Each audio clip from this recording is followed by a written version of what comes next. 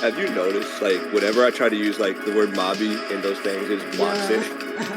That's why I just said MabiNerd. It's all that I've, like, noticed, like, whenever I try to use, like, the word bogan in those things, it blocks it. Because this is Mabi. Like, I try to figure out, like, what word is triggering the system. It's all that I've, like, that it doesn't work.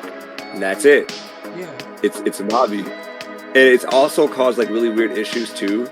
Whenever there's, like, something, like, I'm supposed to receive involving my name, because, like, your name's not allowed. Somehow, I don't think you're allowed to actually put Mabinogi as your name in the game. But somehow I slipped through the cracks.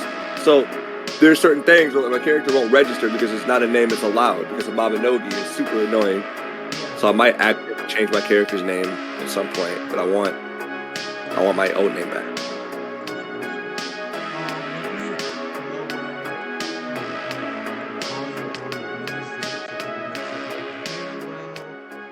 All right. This will be good. And right. Okay. And I am ready to. What's up, y'all? Welcome back to the Real Talk.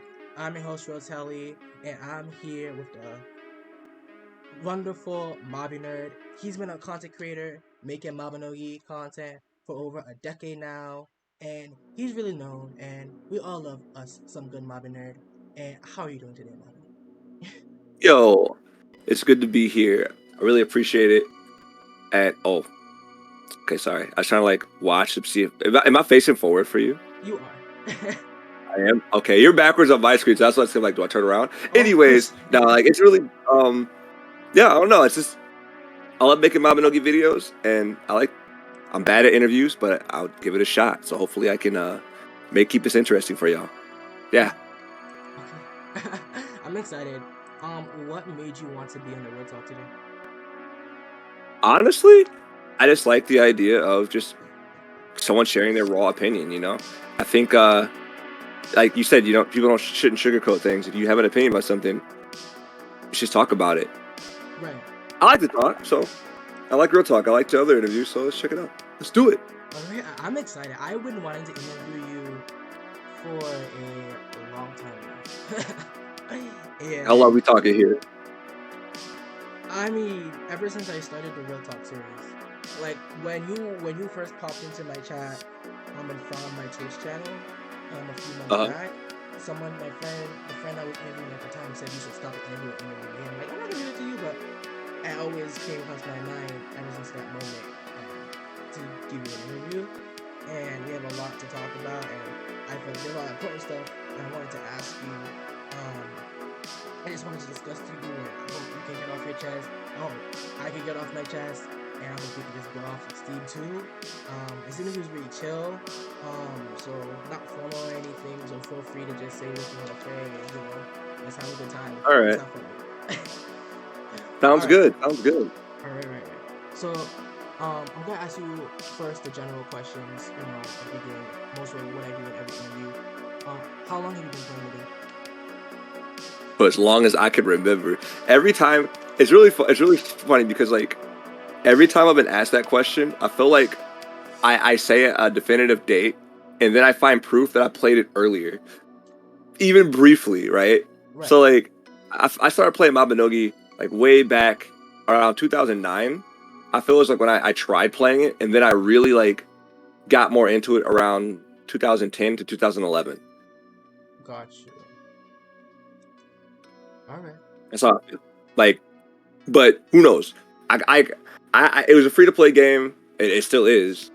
It had a lot of advertisements that kind of drew me in, but I never had a computer that could particularly handle it throughout all those years. So I tried to play it, and then just kind of cave to the lag, and then leave it alone until I had a better setup. Gotcha.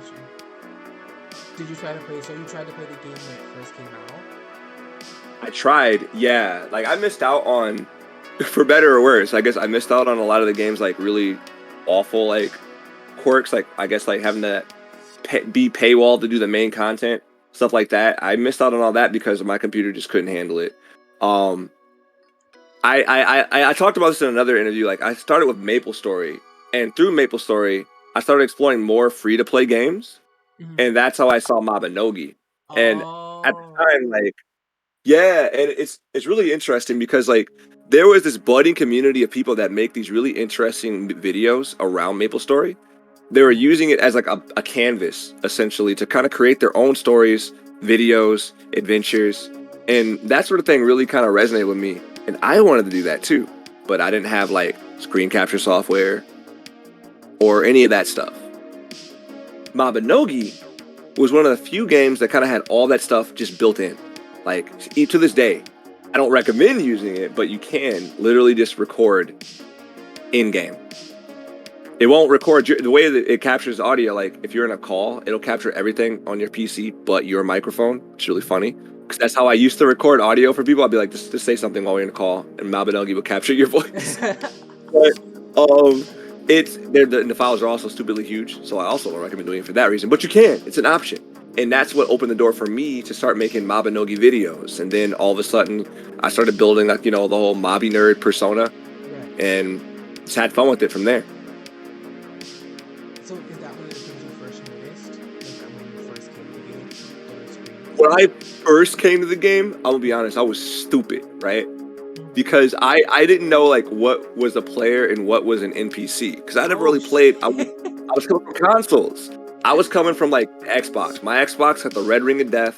Then I got mad. I played MapleStory. I got scammed in MapleStory. I quit MapleStory. I played Mabinogi. I saw like giants running around. I'm like, that's not a player model. That has to be an NPC. Because they were moving like systematically. Like they were going to and from the logging camp and into the hotel in Tyr carrying a giant piece of wood. So I'm like, okay, clearly that's like a lumberjack character. I don't know why they'd be bringing wood to a hotel, but maybe that's just, I don't know. I don't know my logic behind it, but I thought giants were NPCs. Until I got to really thinking about like, oh, I see. And also, I'm gonna throw myself under the bus. I got royally trolled by a player that was playing as an animal character. Dang, this game is clever. Like, the AI is advanced. I'm talking to this cat. This is a person messing with me. I'm dead. So I'll never know who it was either. when you first started playing Mabi, right?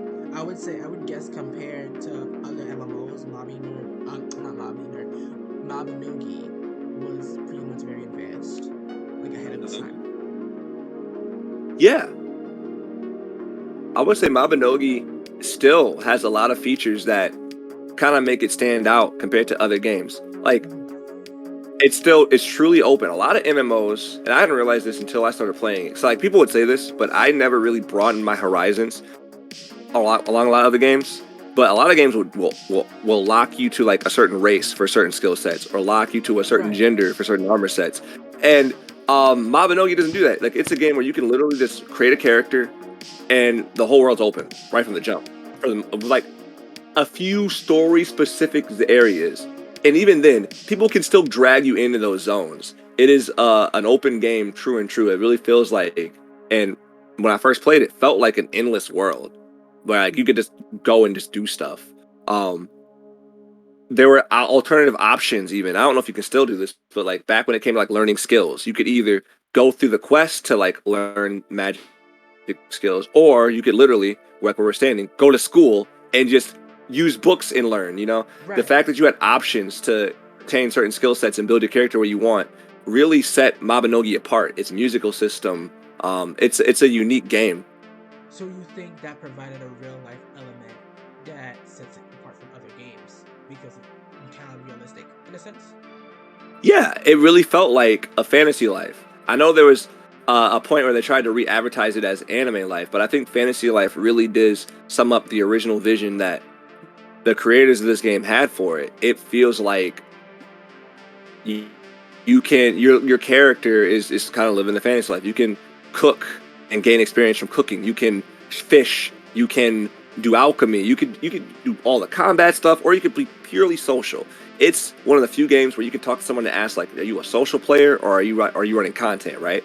You can do both. I have friends who log on to this game. They log on to like once a week, and they'll just goof around and just talk to each other. They just use it to catch up.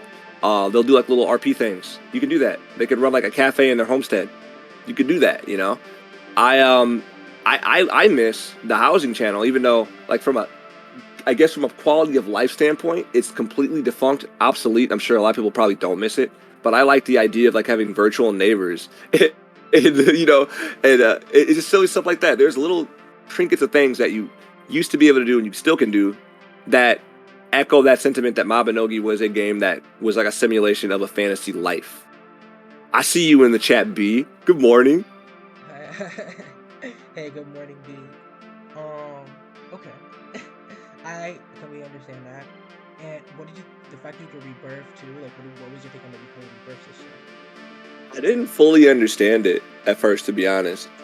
When I first played it, because I kind of went into the game with a different mentality. I always kind of had this idea that Mabinogi is going to be that canvas for me. What Maple Story was to those people, Mabinogi is going to be that canvas for me. So I like from the jump. Canvas because yeah. It is, right? It's like a canvas. Right? It's like a canvas because of how versatile the game is. Yeah, it's so much freedom in terms of like what you do with your character. How everybody kind of has like their own theme. Unique is a word that I would use for Mabinogi because of the simple fact that like I would recognize your character as this. You probably recognize my character before you saw the name. Be like, oh yeah, that's MabiNerd. People build personalities around the characters in a way that doesn't feel as samey or as I don't like this like same face and like, but like the character models for however limited they are at the start, and say what you will about the whole like system for getting those features. I think that between that and the die system, because of how convoluted it is, people kind of end up with very distinct looks for their characters and things for their characters that you just immediately associate with them. Even the absolute badasses that'll just use the default face and just like make it work. Like you kind of build a brand off of your character. Yeah, it becomes like your character kind of becomes that character, and I would get obsessed with this, and I'd make all these different characters. I had so many accounts, and I'd make skits with myself using those characters. Like this character you're looking at right now was a skit character. He wasn't like my main. I don't think I ever had like a main. I would just keep, because I didn't always have a lot of friends at first. I would just like fulfill different roles with those characters and change the camera angle and then make them interact with each other. And it's, it's just, but you can do that. You must have been pretty invested. Mabinogi, it's like how many accounts did you have? How many characters? Characters? All right. I had way too many. There was a point where like I don't know if anyone remembers this, but there was a time when when Dumbarton was full of elves named Dum Sucker or Swag Toaster. I literally one time I just made a bunch of accounts with the same name and adding a number next to it. It just gave them to my friends and we'd run around and just be clone characters. Dumb shenanigans like that in the past. Let's see, out of main accounts, I'd say I had 5 like main accounts I jumped between. It was this account, what would have been my main account that was actually MabiNerd. My very first account, Dum Sucker the Elf. I'm forgetting one. I know I am. There's something I'm forgetting. I had too many characters. Like they were all just for skits. They were like literally, some of the videos don't even exist anymore, but they were just joke things. I even made an account named Major Nelson because again, I grew up playing like the Xbox, and he was like a character at the time. He kind of interned himself as a character, and I made a joke video about him, and then I deleted it because I'm like, this is kind of cringe. I just make characters. I was obsessed with making characters. You're not obsessed. How many hours are you putting into this game a day? I would play it how many hours a day? I think way back in like no. Not 8. No. I was saying like it depends. Like earlier in the year when I first got into it, pretty much like almost the entire day I would spend just like kind of messing around in the game. But nowadays, it's random. It depends on what I'm doing. Some people even make an argument, and I wouldn't front them for it, that I don't play the game like I used to. Like I log on like maybe like 5 minutes, then I'm gone. But like in the past, I played this game too much. There was a point where I was really obsessed with Gachapon. and I had an intervention of sorts. My friends had an intervention on me in real life when they counted how many cards I had used and how much money I had spent on the game, just to try to get like armors and weapons and stuff for sketches, because I'd be too shy to like try to borrow it from people or ask, or even try to barter with people. I was like, I was gonna get it myself. So I spent too much time. I would say it's too much a relevant answer. I would say too much. Too much. Okay. Okay. So why the name MabiNerd? Why did you make that? Yeah. Why did you make this game? Because I remember talking to you. We talked about this, discussed this briefly about how you had multiple characters, and how you make. Huh? I remember in a separate private conversation we talked about how you had HD Japan. We talked about different characters you had. But what made you to get to the point to make MabiNerd? All right. So you might remember this story. It's actually because somebody tried to insult me in the game and use MabiNerd as like an insult. Like, okay, MabiNerd. This MabiNerd over here thinks he knows what he's talking about. You know, it was kind of sarcasm. That was what really inspired it. I was like, you know what though? I kind of like that. And that was before like the channel existed. I was using a completely different YouTube channel and just like getting into Mabinogi. It's just someone said that to me. I just thought it was funny. So something about using the word nerd is like an insult. It doesn't work. Okay, nerd. Okay, all right. Nerd. MabiNerd. I don't even remember what I said that made him say that to me. Like, trying to help to correct me on something. I think I just mentioned like camping being a thing in the game is like really obnoxious. Like, what do you know? Like, what are you talking about? Long story short, it started because somebody like insulted me, and I wanted to like just take the name and own it. Right. All right. I made the character MabiNerd as a joke, and I tried to make him look as like nerdy as possible. Gotcha. There was like the whole like gimmick. I'd walk around, mess with him as a joke within the guild too for a while. It's like this MabiNerd over here, and then just sort of kind of became the whole brand, so to speak. I think they called you MabiNerd because of how aggressive, how much you know about the game at the time. So you think that's why? Maybe. I thought I knew stuff. I was learning along with people, you know? Like, if somebody asked me, for my friends, I was probably like the guidebook on it, but Mabinogi is one of those games where, like, even people who know a lot debate with each other about stuff. So I learned right away, it's just like, if you like something, just do it your way. Don't get too hung up on someone else's opinion because no one agrees on anything. I feel you. So, this guy's a Mabi. Oh yeah, I think there was also like a thread somebody had made, a thread back on Mabi Nation where somebody like really hammered in on MabiNerd, this MabiNerd over here, and I thought that was kind of funny too. R.I.P. Mabi Nation, if anyone remembers Mabi Nation, by the way. So we talked about how you thought the game was very versatile in terms of what you can do and how you considered it like a canvas, right? Do you think that led to you wanting it to be a content creator for Mabinogi specifically? I always joked about kind of getting more directly involved with the Mabinogi team in one way or another. I think I've always kind of had that slight desire, but I just wanted to make videos. Like, Mabinogi was, how open it was an outlet for me. Because at the time, Machinima was huge. Now, I'm glad it's dead. Machinima, ugh, right? If you know, you know. Anyone knows Machinima in the chat, you know. A well-deserved downfall. But at the time, there was this, like, budding genre of people making, like, content around video games. That was when we saw the rise of, like, Red versus Blue, and, like, RB and Chief. All these different legitimate, like, entertaining shows made using a video game as a medium. And I saw that possibility in Mabinogi. And there was a YouTuber, they changed their name, but they were called Lost Enchant. And they made a series of videos, very short, like maybe 2 videos, that was like called Mobbyholic and Thunderella. And there was these full-blown stories using Mabinogi as a medium. And it was super entertaining. It was really charming to see like full-on like short film made in Mabinogi rather easily. Like they had some extra editing they did themselves, maybe like a couple mods here or there for certain character animations, but if they tried to make that again with Mabinogi in its current build, they could have probably done all that with minimal mods. Because literally every animation they had to fake, they had it. Like once one to do a gun, remember using a crossbow because it looked like you're holding an assault rifle? Yeah. How many times have you seen that edited in there? You know, now Mabinogi has guns.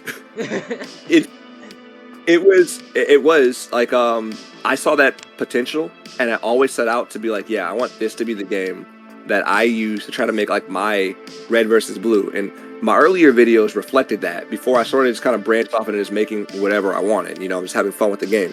But that was what really inspired me, was the whole culture around just using games as a medium, as an alternative medium of entertainment rather than just something to play.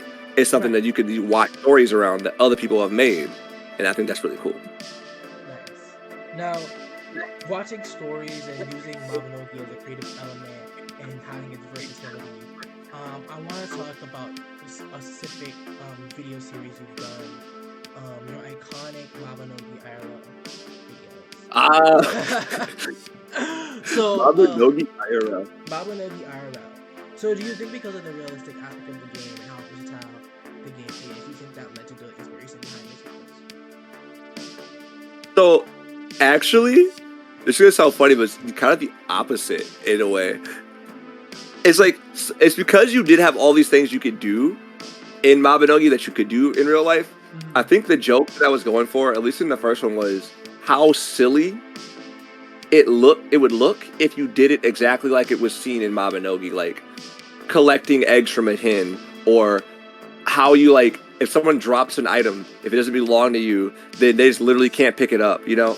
Right. Little jokes like that. That's what really inspired Mabinogi IRL, was just like the whole like whiplash of like, oh gosh, this would look silly if it was done in real life. That's kind of what inspired that. Got you. And that makes sense too. Because imagine, you know, I feel like this is just to make a connection, to do a compare and contrast. You know, when people do cosplaying, or when people do go to anime conventions, they try to emulate what they see in their favorite anime and put it in real life. Yeah. So do you think it's like the same type of dynamic going on here? Yeah, it's kind of about the same dynamic. It's done out of love, like trying to like replicate the armor of a paladin when you have no like creative, you don't know how to make cosplay, so it's just a bunch of cardboard boxes that looks nothing like a paladin, or you know, it's just done out of love. It's like, what would Mabinogi look like if you did this stuff in real life? Was the underlying idea. And fun fact, the person that collaborated with me and appeared the most in those videos at the time never played Mabinogi till after those. So like, shout out to them for like just agreeing to like do this stuff, knowing nothing about it, and somehow managing to emulate it pretty darn well, actually. Like the default animation when you start rocking out on the loot or something, you know, just, or the rock throw animations. Something about how video game characters have to move more than an average person would. Seeing that and putting it into real life is just funny. Like people having an idle pose. Would you see somebody idling in real life and just like what I'm doing? They're just sitting there just doing the same thing on loop. You have to be moving. Yeah. How you like if you want some milk, you're just gonna go out and just shove a bottle under a cow's udder and just drink it straight from the udder. I'm dead. I feel like you're skipping some steps there, you know?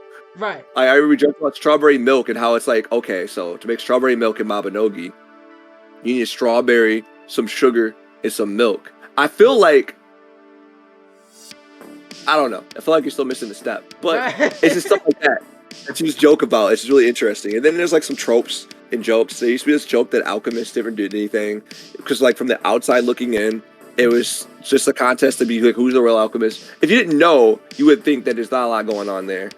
I would just like play into different tropes, stereotypes, and jokes about Mabinogi, and started just translating it into real life. Like I got scammed, and people going to the TOS when it's like, oh, you did a drop trade. Well, you should have read the TOS. We can't help you. You drop traded. What did you think would happen? Why would anybody agree to a drop trade when there's a whole system for just dropping it in a secure inventory where you both have to click confirm to trade? You did it to yourself. Yeah. Doesn't mean I'm talking about myself. I did it to myself. That's all I got scared to make a story. I'm stupid. Anyways. Okay. Alright, now I want to talk about, we had this conversation before. We talked about making Mabinogi contact. What was it easier when Mabinogi was very back then? Mabinogi was obviously more popular than it is now. So did your channel take off with Mabinogi's popularity back then? This is gonna sound super weird, but I don't really know when exactly it like took off. I used to have a passion for like song parodies. I think the first video I put up as MabiNerd was a really awful song parody, and I think because it was a song parody, like that got a lot of views. But I would say like it was maybe one part the popularity, but also there's just not a lot of people doing it. Right. At least like for NA, I don't think that the type of videos that I was making were really like readily available. There wasn't no one making like song parodies about the game or raps about the game or even like video skits for NA. It was mostly like gameplay footage or something that was like super analytical. It was never like something that was made purely for the purpose of entertainment that I know of. I mean, let me preface that by saying that I knew of at the time. So I would share this stuff on the forums, and the reaction would be sometimes really positive. Sometimes people like, "That's really cringe, you stop doing it." But it was a strong reaction either way. Because of that strong reaction, I think that's what encouraged me to keep doing it. And I think it kind of grew from there. So I would say it grew almost entirely because of scarcity. And also because there was a really good community manager that would share creative stuff when they saw it. Gotcha. That's nice. Because like even if it's out there, people don't know it's out there. That's the worst part. If someone doesn't know that this type of content exists, they're not going to look for it. And if they're not going to look for it, they're not going to find your videos. So I'm glad there was someone who shared your content for you and basically helped you along the way. Like I can respect that. So we talked about I remember having a conversation with you, and we talked about how making Mabinogi content is essentially like playing YouTube on hard mode, correct? And how it's a very I would say a niche thing. What motivates you to still make Mabinogi content and to still entirely the community. It is 100% one part. Like whenever I see a comment from somebody who used to watch my videos from years ago, and they tell me like how much it got them do something, or how much entertainment it got for them, or if it increased like their love for the game, or just made them laugh, and they're happy to see that I'm still doing it. Stuff like that means a lot. Like I always say, like, yes, it's super niche, but I made a video about that. It's still rewarding. Like Right. if you back something that people have a passion for, and you're honest, like people see that, and they'll support you. I often say, like, for some reason, my channel has like the same amount of support as a channel that maybe 3 or 4 or 5 times its size, purely because the Mabinogi community, like if they like your stuff, they'll back you up. People will support me both financially and just by just coming through and just dropping words in the chat. And it always just catches me off guard. Like I'm always surprised to hear that or see that or get that kind of support where it's like, I'm not a big YouTuber, I'm not like a Markiplier or nothing, but some people treat you with that same level of respect, and I think that's really cool. And I just want to, just do the game justice, something that they love, that same level of justice, and make it worth it. I've seen a lot of great things come from Mabinogi and people who have like formed long-term relationships in and out of the game. I just wanted to share that passion with the community and just give it back for people who supported me. There are times when I'll go back to the rap battles where someone like people really tried to go in on me, because I'll be honest, it is kind of cringe sometimes if you like don't have any background in it. You try to like make a song or something, and it's really corny, it's really bad, and then like they can lambaste you, kind of make you a punching bag for it. But to see that like criticism turn into like support, that really got me, it's super hard to explain, but I think it's really at this point what drives me to keep making videos is just my love for the games community. I think there's some great people out there who have like their own experiences that they want to share about the game, And when they see somebody else representing it, they'll back it up. It's just the community. That's the short answer. I'm rambling at this point. So how have you handled criticism? Because I remember having a conversation. We had a friend, but like, how have you handled criticisms from making content and sticking with it? Because So I do know you've told me like a situation past where you got people have talked down to you for still making content for the game. How have you dealt with that type of conflict? So I'll be honest, there's been times when, and I think we all kind of find that point where you feel like maybe they're right. You let it get to your head. It kind of throws you off track. I think, again, it's like seeing the positive reinforcements really kind of pull you back out of it. Like, I have people who would tell me, like, you're wasting your time. Stop making Mabinogi videos. You could be doing so much better if you do something else, if you do something much more popular. And the thing is, like, I feel like I was never making videos to be popular anyways. So I didn't really care about that. I feel like when someone talks down to me about that, when I get hit with that criticism, when I find myself focusing on the negative comments more than like the plethora of positive comments, and I think we all do this, it's so easy to like focus on a negative comment. That one negative comment is you make your first video, you get like 2 dislikes, and you see like a bunch of likes, you still focus on those dislikes, like, but 2 people didn't like me. That's what stops you from creating in general. It really like just slows you down. And I think that in that regard, once I learned to tone that out, it didn't really affect me that much anymore. I want to stick to like what I'm doing. Yeah, I could stop making Mabinogi videos and start making videos around Tower. What's that new game? That insert new game here. But the community from insert new game here isn't what's supporting my channel, isn't what's giving me the funds to be able to make more silly videos, go to conventions and mess with cosplayers. It's the Mabinogi community that's doing that. And when I remember that, I'm like, yo, these are the people who back me. I'm not going to abandon the community that got me where I was. Even if in the future I start making like, and I made other videos around different genres, games and stuff like that. But my channel has always remained MabiNerd because MabiNerd's how I got there. That'd be like if I got super popular and said, I'm not MabiNerd anymore. Guess what? I'm this guy. Forget all y'all. Bye. See ya. And I don't even acknowledge it. Yeah. I feel like we tried. A certain somebody like did that, and didn't criticize me for not doing that. Yeah. And it's like, this doesn't sit well with me. It's not cool. I could never do that. I could never turn my back on somebody who has supported me to the point where like I've gotten opportunities. I wouldn't be able to have gone out to LA and meet the Mabinogi team and do all that stuff if the community didn't back me. They wouldn't know who I was. That would never have happened. I have the community to thank for that. I didn't do that by myself. I feel you. So if I just like abandon them, that'd be pretty shitty. I can't do that. Yeah. So if NA were to sit down, how would you move forward with your channel? If NA shut down, I would probably I would just do what I always do. I'm still like make videos. I've learned a lot from making Mabinogi videos that I've applied into other things.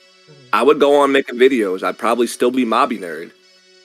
And I'd still like, it's Mabinogi. It's a game that was really good. It died, but it is what it is. It'd just be a story behind the name at that point. But I would still go on making videos, and hopefully people who like those other videos will still stick with me. Yeah. What I've come to notice is like a lot of people who follow me, they're pretty loyal. Like, they'll come back through. They'll drop a word, even if it's something that they don't like. I can make a video about something that someone doesn't care about, and they'll still be like, "Yo, I'm glad to see you're still making videos," and I think that's cool. Okay.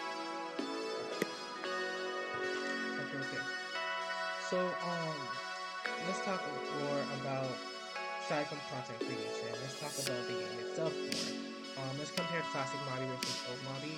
How do you see the game? How the game has changed over time? Wait, say that one more time. How has the game changed over time? If you're comparing classic Mabi to old Mabi.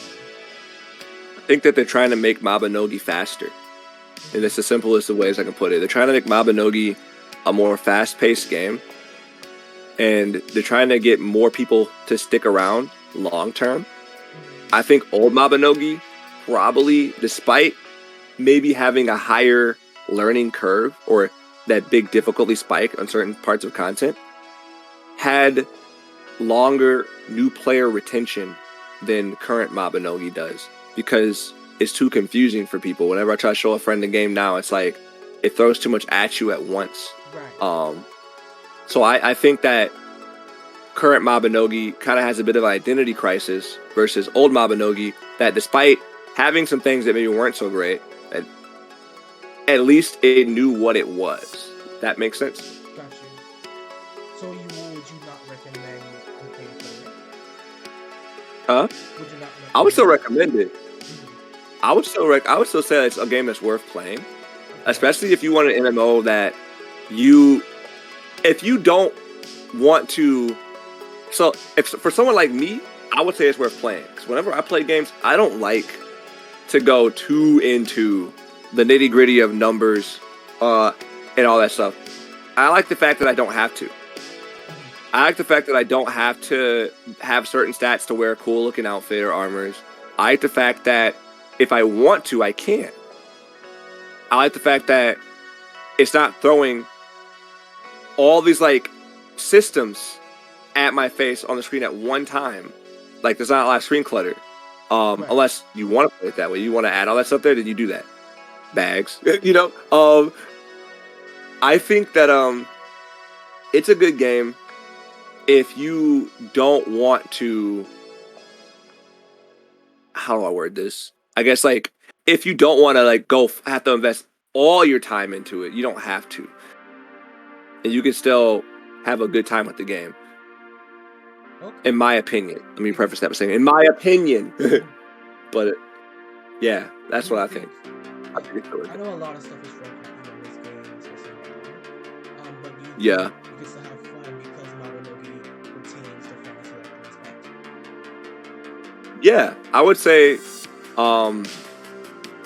the unique thing about Mabinogi, despite the constant attempts to kind of tweak and improve the new player experience, really stems from the fact that the community does a better job of getting people into the game than the game's tutorial itself. Like, there are players who are dying to meet a new player and just walk them through it, give you the gear you need, hook you up, invite you to their guild, and indoctrinate you into the world of Aaron. That's a fact. I think that that's kind of cool though. The whole camaraderie, the whole fact that like someone can walk you through it. Whole wiki around the game. I think that it's still worth it. If people who do stick with it, they stick with it. If they don't, it's just not for them. But I still would recommend trying Mabinogi out, especially if you're tired of like run-of-the-mill MMOs that try to lock you into one box. Yeah. What other games do you think are similar to Mabinogi in terms of the expansion of the I haven't played a lot. Closest game I've played was Final Fantasy, and the only reason why I still think that it isn't quite the same is because it might be an unpopular opinion, but I think that a lot of Final Fantasy characters look samey. It doesn't matter, like you can customize them to high heaven, but they all kind of just look like the same character. They blend into like a sea of like the same face. It's like that's the thing that makes me. It's just, am I wrong? I mean, with the eyes, the visual aesthetic, with the facial structure. It's something about especially with a lot of this the aesthetic. Like I can see a lot of male models. The male models, the female models. These games, a lot of them do it. Not just Final Fantasy, but I'm using them as an example. The aesthetic around the game, like everyone says Mabinogi looks old and it's ugly. And it's like, y'all don't get it. Mabinogi's not a 3D game. It's pretending to be a 3D game. It's actually 2D. And it's crazy. Mabinogi's look is actually insanely unique. If you put a picture of like the character models next to other games, yeah, they look a little bit more sharp and edgy and pointy. But people do a lot with them. They make them look cool. They can make them look cute. They can make them look funny. You can do the character still stands out as its own aesthetic. Like, I always kind of roll my eyes when someone's like, update Mabinogi's graphics. It's like, do you want Mabinogi to look like how when they remastered the old GTA games, all the characters look like really weird husks. I don't know. HD Mabinogi would look weird unless like they tried the Vindictus route, but even then it loses its soul. Like the Vindictus character models, they're just like generic model looking character. Everybody's character just looks the same. It's super hard to explain, but I don't like that. And a lot of companies do that with their characters. Whereas in Mabinogi, you can recognize a person. What does it look at? You know. And it's one part because the community's smaller and nicher, but also even back in the day when the characters' choices were even more limited than they are now, people were finding ways to like just make their characters stand out, and it was just interesting. I think that Mabinogi just is visually more. It visually separates itself, whether intentional or not, in terms of its dated aesthetic, to a lot of current MMOs, and I like that. Yeah. Why do you think fashion is such a big thing here? Like, if fashion is That's it. That's it. That's literally it. You know, there's a whole term for it, fashionogi. That's how deep that goes. You know, the fact that you can do that, I think, sets it apart. It'd be like if they like someone like says make a new Mabinogi. If you made a Mabinogi game and let me rephrase that. I mean, how do I phrase this? It's like if the people who made Dragon Quest made a new game and the character models looked super realistic. It loses that DBZ, that Akira Toriyama art style. It loses that. It loses its soul. Oh, I looked at like the trailers for. Sorry to cut you. Do you think why Vindictus or I don't know if Mabinogi 2.0 or Mabinogi Heroes was less successful? I do think. Well, I think that's partially why, but also I just think it's because of other things kind of coming out that did things different. Because Vindictus was pretty unique for its time as well, but they just never really scratched the surface. I think if they went all the way with it and had a more open world like Mabinogi does with Vindictus' combat style, we'd have a very different story. It wouldn't be. I think it would do better, but it's just finding that mark. It wouldn't feel like Mabinogi, at least to me. Right. Is that the real MabiNerd? I don't know. I might be the real MabiNerd. That YouTube guy. That YouTube guy? Yeah. Talk about how Mabinogi 2 Arena got canceled before it even got to alpha at RealTalk. It got canceled, and then they allocate the budget. That's what became MapleStory 2, and then we see what happened with MapleStory 2. Yeah. Nothing really beats the original. Every time someone tries to do the reboot of a game, it always like fails. Well, actually, look at MapleStory 2 as an example. MapleStory 2 tried to maintain some of the aesthetic of MapleStory, but like it's not the same. A lot of the hardcore players didn't like it because it's too different.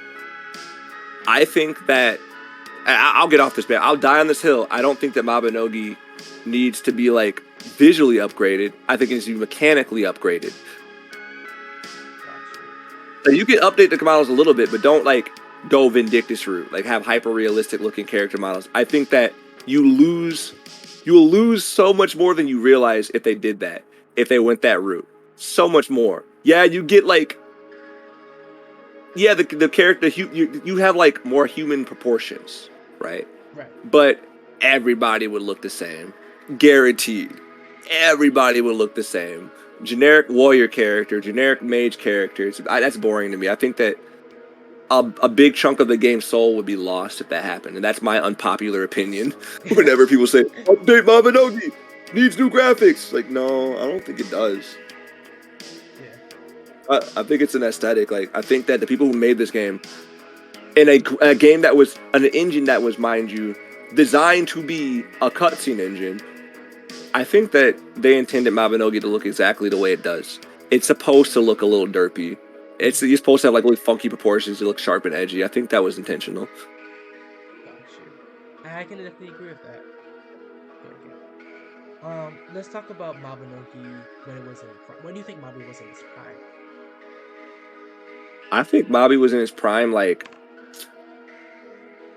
probably around the time of the SAO update, back when there was in the crossovers for Sword Art Online. Probably around that time. I'm really bad with dates and stuff like that, so I don't remember the exact year, but back when like every other month there was like new character cards coming out that were designed by people of the community. Yes, remember That's we my talked opinion. about like Latoy, if Latoy got something backset and like doing Yeah. competition. Like I remember talking about that. I think that would help. Do you think if they brought that back, that would help maybe more those competitions? I think it'd be personally, I think it would encourage the community because a lot of people in the community are really artistically inclined Yes. individuals, really talented. I think that that was one of the strengths that Mabinogi used to play to, and they sort of stopped and they need to do again because that really encouraged a lot more, and it also inadvertently served as probably like, well, not inadvertent, I don't know if it's the right word, but it also, as a side effect, had a good advertisement for the game too, because people would always draw artwork of the characters. People like, what's that from? Oh, what's Mabinogi? And they look up Mabinogi and they're like, oh, okay. I think embracing the artist community more again would be nice, but who knows? I mean, what character cards don't work like that anymore. It's all like gotcha or a character bag. So it's just sort of changed, but I think that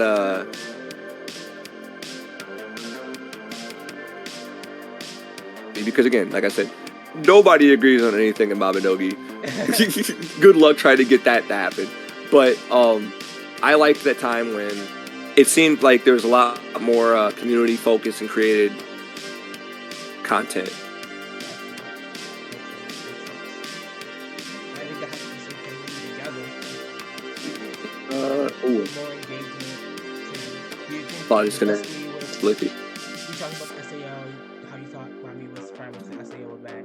Do you think more anime collaborations can help Mabinogi maintain be held in the public eye?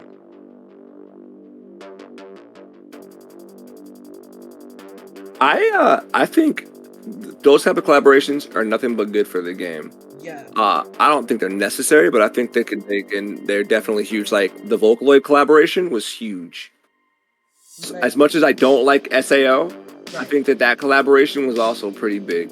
If Mabinogi were to do, for example, a Demon Slayer collaboration, something that's current, like Bob said, if developers kept up with certain anime trends, because certain animes Yeah. are very popular in the US. So do you think that could help present? Yeah. If we kept doing, I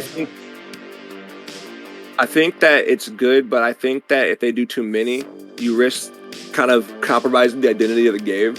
I feel like it's this weird balance where you want to like still kind of you don't want your game to become Fortnite, if that makes sense. We're like, what's Fortnite's identity now at this point? Right. It's just a bunch of random stuff, right? Yeah. You don't want. I'd argue like from a popularity standpoint, yeah, that'd be huge. But like, you kind of risk sacrificing whatever the original intent of the game was from the people who created it. You still want to respect that too, right? I get you. Like, I'm sure there was maybe a little hesitancy in putting like motor scooters into a game that was designed around Celtic mythology. Right.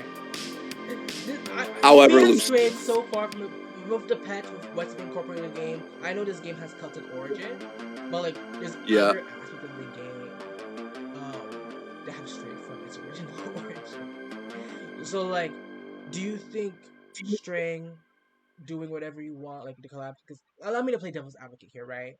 It's fantasy life, right? We have all these anime collabs. You can cosplay as Kirito. You can cosplay as Vocaloid. You can be whatever you want. Do you think that's gonna help the fantasy life model? By adding more? I think they already tried it and determined that it wouldn't work because remember, they tried changing the slogan to my anime life and it didn't last too long. There's other problems that go into that we probably don't consider, and that's licensing. Right. Okay. I feel like if it would be a huge gamble, like if they went all in on that and it failed, we wouldn't have Mabinogi anymore because there it goes. It's a gamble. So like I think like collaborations are good, but I feel like they should be careful. Like a good collaboration right now, that'd be super easy. That wouldn't like have a bunch of hurdles for like through bureaucracy and all that stuff. Would be Blue Archive, a Nexon property. That's huge right now. It's huge. Who knows? Maybe it'll happen. They just need to figure out like what works. Like doing big anime collaborations, great. But I'm pretty sure those are also insanely like there's an insane red tape you gotta cut through and go through when you're doing that type of stuff. It's they ain't got that Fortnite money. I guess is what I'm saying. Like Fortnite can do it now because they got the money to keep throwing in all the licensing for it. Like they don't care. But like Mabinogi is a smaller niche game. They don't have that Fortnite budget to do it. Now, if it was like Blue Archive or one of those teams where it's like the big money makers, you'll see more collaborations, and you probably already noticed like other IPs, even other Nexon properties, more popular ones, actually get bigger crossovers because they can afford to do the licensing for it. Like, didn't MapleStory have a BTS crossover? Pretty sure it did. That was pretty huge for the game. That was huge for me. I had people talking about MapleStory who didn't even care about it. So yeah, I do agree, like it can have like that effect, and it could be really great to advertise the game. But I feel like they just didn't get the money for it too. Like think about it like this. What was the last crossover that Mabinogi had? It was Kimono Friends and Cartwriter. It was Kimono something? It was Cartwriter and Kimono Friends. Two IPs that they owned themselves. Yeah. Those are Nexon IPs. People don't know Kimono Friends was a Nexon IP, but Kimono Friends is owned by Nexon. Right. So like, okay, makes sense. And it worked for them. I think they were experimenting. Like doing more stuff like that is still fun. Yeah. But it's safer because it's their IP. It's your intellectual property, and you know, if you're reaching something from outside of Nexon, you have to register their company, because we have to do business with them, and like it's a whole legal process too. So yeah. I definitely understand. Process, and it changes region to region too. Exactly. Like it also, there's a lot of things that go into that. Makes sense. I apologize that we're going through a bad storm and I'm lagging pretty bad, so like your mic's cutting for me a little bit. I think I'm coming back. So if I'm crashing this side. Your mic's cutting for me pretty bad. My mic? Yes. Now I hear you. I hear you. Okay, you're good. You was going full like robot for a second for me. But it might be me, because I'm in the middle of a thunderstorm right now. You good.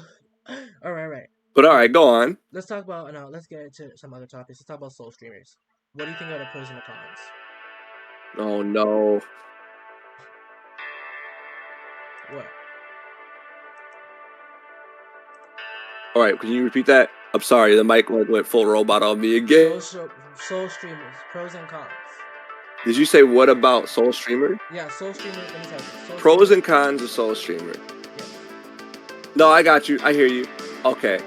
So I'll start with the pros, right? Yeah. I think a pro to being a soul streamer is you get more resources to produce content for your audience, right? Right. It's easier to see your idea into reality. An example, all those like big server rates that I do, I wouldn't be able to do it so easily without being on soul streamers. I can get pretty much everything I need to make the video in like 1 or 2 days versus having to slowly accumulate all the stuff that I need. I think that another pro is that having being officially supported with the team, you have a direct line of access to people who can tell you like what is cool to reality.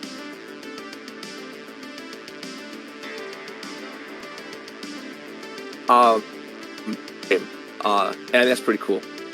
Another pro is you are kind of surrounded by other creatives who you can collaborate with. And one important part about like content creation is collaboration is really important. You're gonna want to collaborate with somebody who's like around who makes similar content to you, because then you both can kind of grow. I think another pro, that's really most of the pros. I would say like being officially supported, having that stuff be able to be shared to more people, being able to just having more tools to see your ideas into reality is in and of itself, at least to me, the most valuable pros. Someone else, they might list some other things, but to me, those are like the big pillars right there for me. The biggest is being like, if I want to make a video where I want to try to see if I can get 100 people to run around as a squeaking skeleton, now I can, that's a little more realistic now. Everything just cut for me. I'm so sorry. I think that, did I crash? No.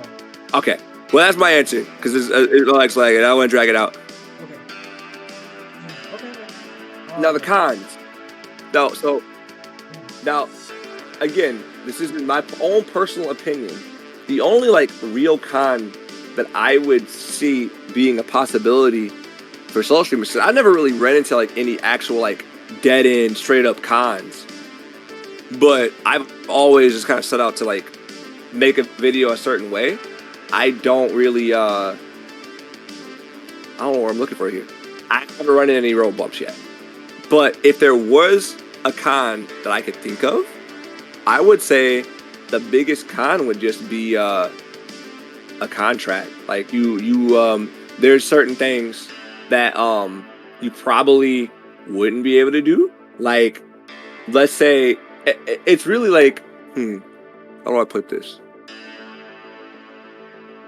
I think it's a con if you are not allowed to use like certain characters in creative skits. Like, I don't think it's ever been directly said, but I don't think that any of my videos that use any of the characters, the NPCs, could be supported in an official capacity because of how protective Nexon is of their characters, right? And how they're portrayed. Right. Stuff like that, little quirks like that, I feel like could be cons, because if that's the type of videos that you make, I could see that being maybe potentially an issue, but I've never seen that be an issue. Does that make sense? I've never like seen anything that could be a con. Like, I guess you could consider like the idea of potentially accidentally breaching a contract. That could be a con, because then there's like legal repercussions that come with that. That's risky. I think it's kind of, maybe it could be a con because it could be seen as like kind of going a little corporate. You know, you gotta have like, there's like a little bit of a corporate element to it, because it's like a sponsorship. I look at it more like a sponsorship than anything.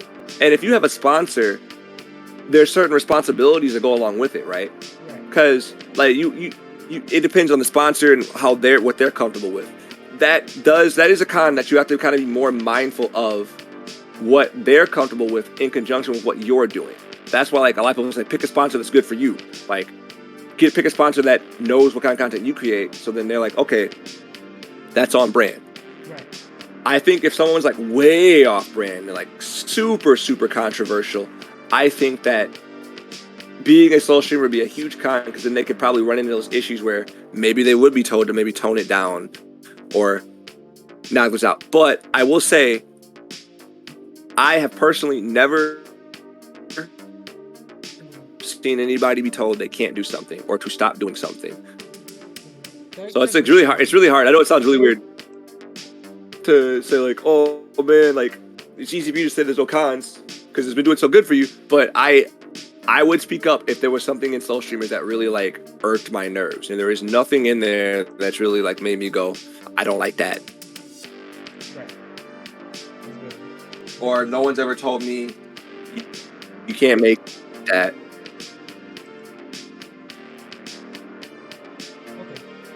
Okay. That's all I have to say on that.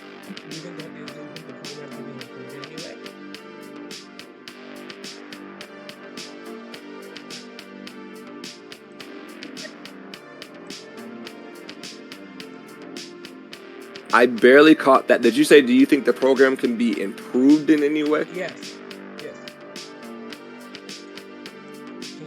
Yeah, absolutely. I think that improvements that could be made with social streamers is just, and it's stuff that is honestly, I think for more or less parts actually being worked on, but like just more promoting, making it more clear like what social streamers is, doing more stuff in an official capacity with the social streamers. And stuff like that. That's where like I think improvements can be made. And they were just starting to do that, like flying us out to do stuff with them for a video. That was pretty cool. But the more important part isn't like taking us out there. The more important part was like putting a video out there to advertise the game. I think that now you have a bunch of people who make content around the game.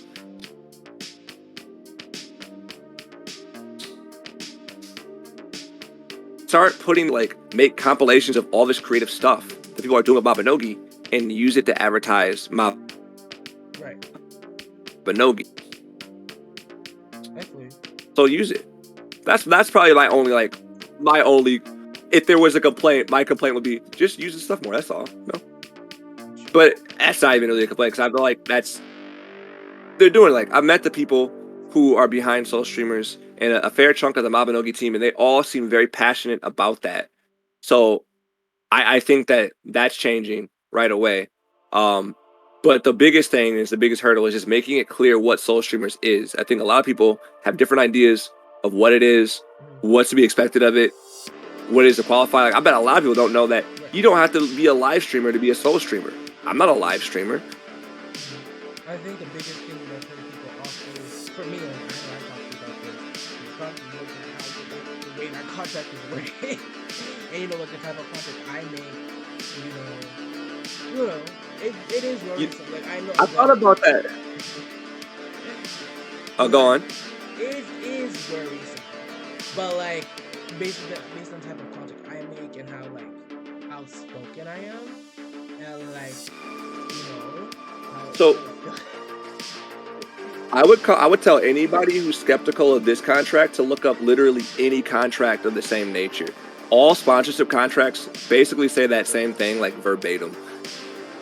That's why you gotta pick a sponsor that it's gotta be on the record with being cool with that thing. It's basically bureaucracy. It's legal stuff that is there.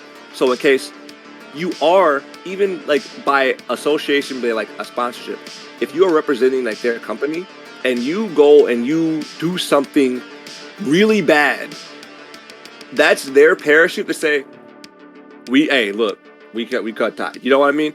That's it's insurance, basically. Insurance. All right. Yeah, contracts are scary. It was a line that said, out the universe. I remember we talking about this. Yeah. Look, but I thought about that more. Just okay, look at other contracts for other partnership programs like that, and it's literally all run of the mill. It's the same. Right. And in that regard, I feel like before you sign anything, anyways, you should literally just consult with. Look, first, really read it. Secondly, just consult with somebody else about it and decide, is this for me? Look at my content. Is it a good fit for it? Because that's what it's going to boil down to. I don't think anybody should be a Soul Streamer anyways. You should already be making content, building a community, and also, if you're if it's not on brand with what they're trying to put out, then it's not going to help you that much anyways. You'd probably be better off at that point just kind of going your own direction, which would be better in some regards. Some people find more success just doing things their own way. It's just tools to support you and doing what you want to do. Now, maybe a few months from now, a few days from now, something will happen and the big controversy will make me look like an idiot for having that opinion. But as it stands right now, I have no reason to believe anybody in Soul Streamers is scummy enough to take complete ownership of your channel away. You're not signing that away. I think if you want any proof of that, look at how sporadic and random my uploads are. No one's telling me I can't talk about Genshin Impact or other games, or talk about really serious topics like struggling with depression, or pretty much things that could honestly for other groups lose your contract. Right. If you think about it, in the past, even though I think it's changing, even becoming a whatchamacallit, what is it? Twitch, not partner, but the one below partner, affiliate. A lot of people try to be Twitch affiliates, and even that has a invasive contract that I think is arguably worse in that regard, because they're saying that you can't put this on YouTube until after you do this. They're actively cutting out a competitor. Oh wow. Okay. And it have been known with other partners to pull the whole contract thing on them and be like, well, you're in this contract. Contracts are scary. and ugly. And that's like the business side of things, where it's like at that point, it's on you. Like you got to go into it and know what you're getting into, and know that you're dealing with the business. And sometimes business is gonna be really shady. It's like rolling the dice, but they're gonna put everything in there, language in there to kind of levy it against you. And it's up to you to be like, okay, what can I gain from this? I determined that I could gain a lot from it personally, so I went for it. Okay. Now, let's talk to more of a deep topic. What has your experience been like as a Black content creator? Well, it's been about what you'd expect. Like every so often, I would encounter some people who would try to like use my race as an excuse to either discredit or try to get under my skin. But I've also kind of, it's been 50-50. Like I feel like it's bound to happen because there's just stupid people out there. But as long as you don't give them the spotlight to really know that they're getting a rise out of you, it's been pretty fine. Like I've never outwardly had a breakdown over it. I just don't give them the light of day. I've had people. It's really funny. Like I've had people try, but like with YouTube, it filters comments, so they'll try to write derogatory phrases on there, but they have to spell it wrong, and it just becomes funny. It's like, what are you trying to say? It's not a word no more at that point. You just wrote gibberish. Get banned. You know, it's what I've learned just in general. I think like you're playing by a different set of rules sometimes, because, and this is mine. I've been watching a lot of people discuss this very recently in terms of like algorithms, like on TikTok and stuff that can reinforce a lot of really negative stuff. Whenever, my girlfriend's in the chat, yo. Oh, sorry, I got distracted. Anyways, whenever, sorry, whenever I am faced with that type of situation, I've learned that it's just way better to just ignore them, because it pisses them off more, and two, I just think it's funny. Like, because when someone says something straight up racist and nobody responds to it, then it's awkward for them. They made it awkward. They looked awkward. That was one of the reasons why I didn't like playing MapleStory that much anymore too. Was I noticed the disproportionate amount of people who would like, back in the day, swat at your character and disassociate with you if you made your character black. And I noticed in Mabinogi, some people don't want to admit it, but like I feel like a lot of people didn't like to make their character black at first. If they were black, they'd like make their characters a little lighter. And I feel like it's just a lot of that kind of reinforces it, you know? I feel like it's 50-50. It depends on each person, but for me personally, I think I've been lucky because I've just been so used to dealing with shitheads online, for lack of a better word, that they don't bother me no more. Whenever somebody tries to start like any kind of beef or criticism with me, I've always either kind of made them the butt of the joke by just basically saying the exact same thing they said to me back when YouTube had video responses and people try to like mess with you that way. I just turn it into a joke. I make it funny. I'll make a bad situation funny. If someone's trying to like make me the butt of the joke, and the joke is that I'm black, I'm like, okay, but you gotta like say more. Like, is that it? Is the joke that I am just black? Then I don't get it. Explain. Is that funny? You want me to clap? You have eyes. You can see. Congratulations. You can see the melon. You can see the melanin in my skin. You don't need glasses. Good job. That's my mentality. Like I'm pretty.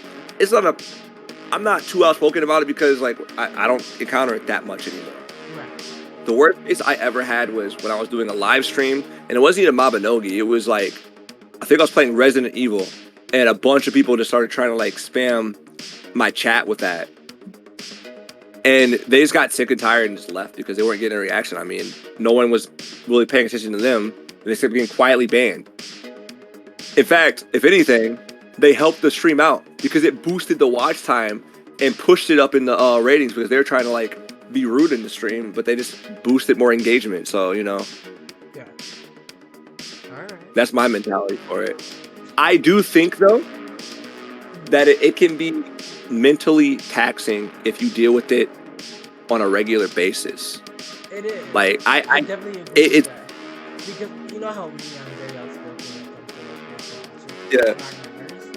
So like I get it a little bit more because I'm more No. outspoken with it.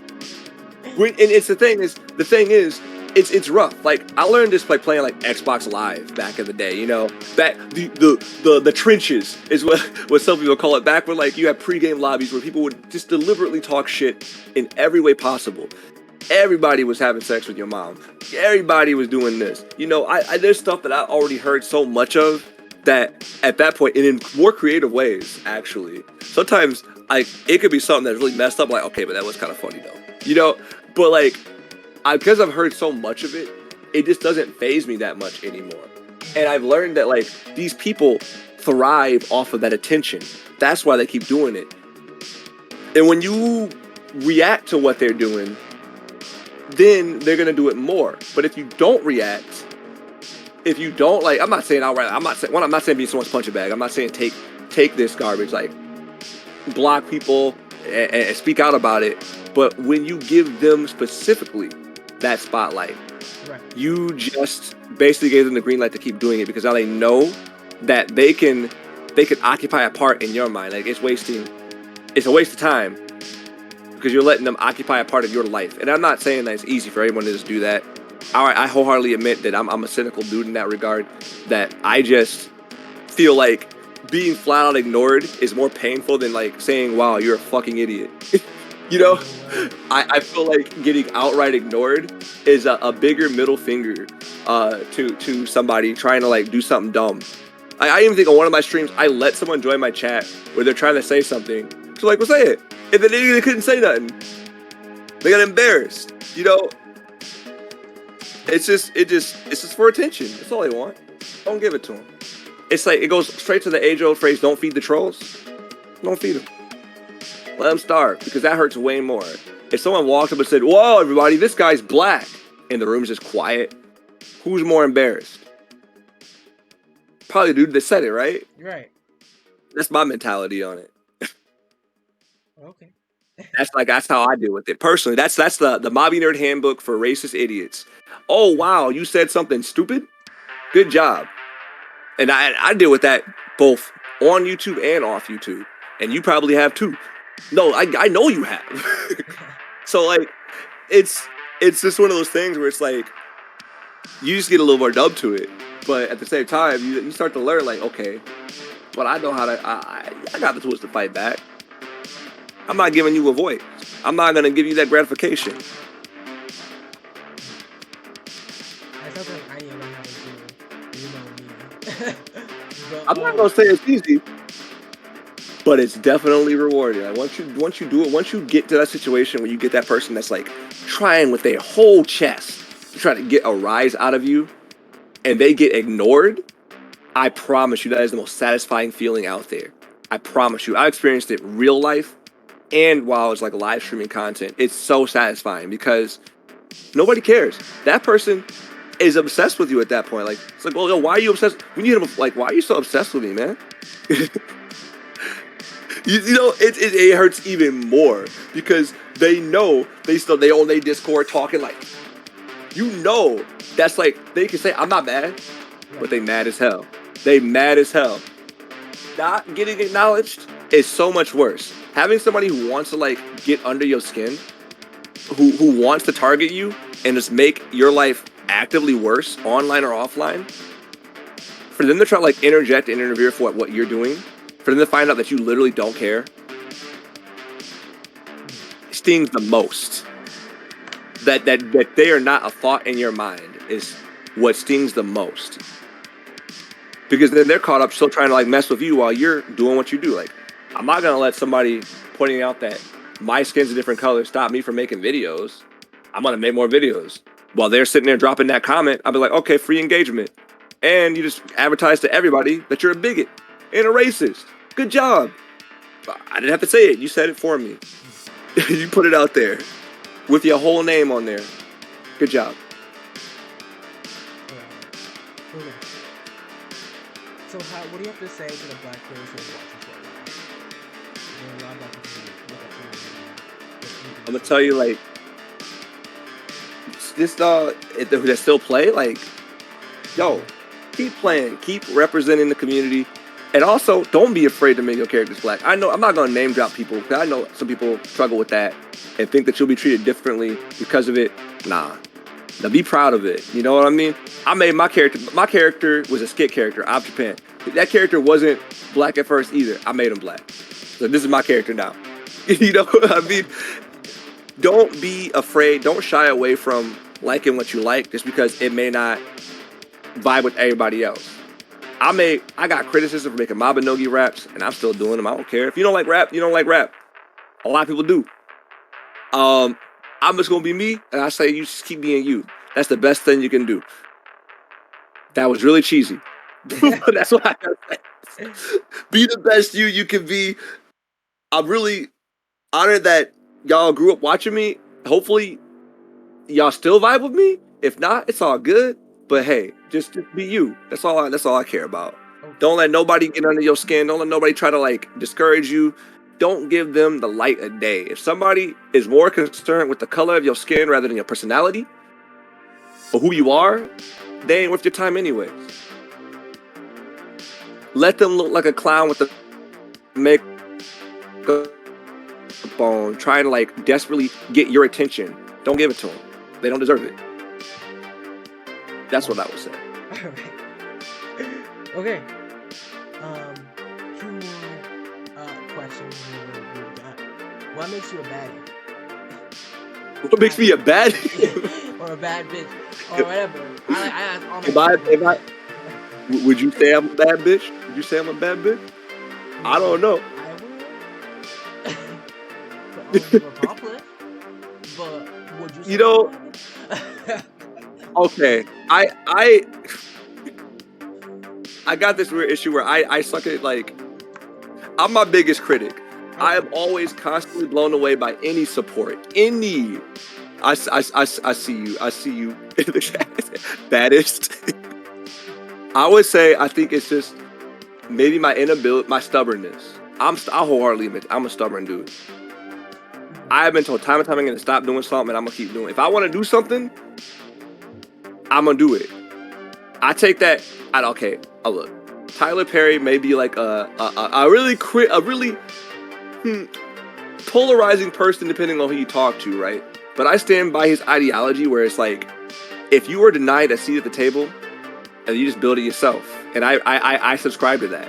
There may not be like a spot for like Mabinogi entertainment videos now, but we can make it, and you can inspire other people to make it. And the next thing now that you built it, the same people who told you like that's lame, stop doing that, now all of a sudden they want to get a piece of the pie. They want to start doing Mabinogi stuff too. And guess what? When they want to collab, they gotta ask for you for a seat at that table. That's the way I look at it. Maybe that would make me mad. I don't know. And the last question is, what do you want people to take away? I want people to take away this interview. There's nothing wrong with having a passion for something. Don't let someone else's opinion of that passion stop you from pursuing what you want to do. If you truly like have a love for a game, no matter how niche it is, support. Chances are someone else likes it too. If someone says that's not popular, but you still like it, so what?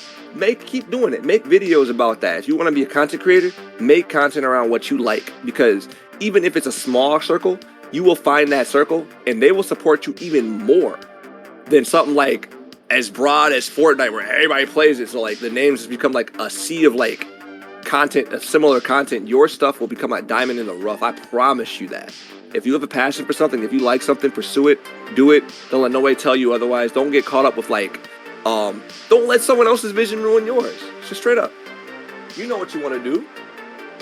I do it. That's my takeaway from it. Don't let nobody rob you of that.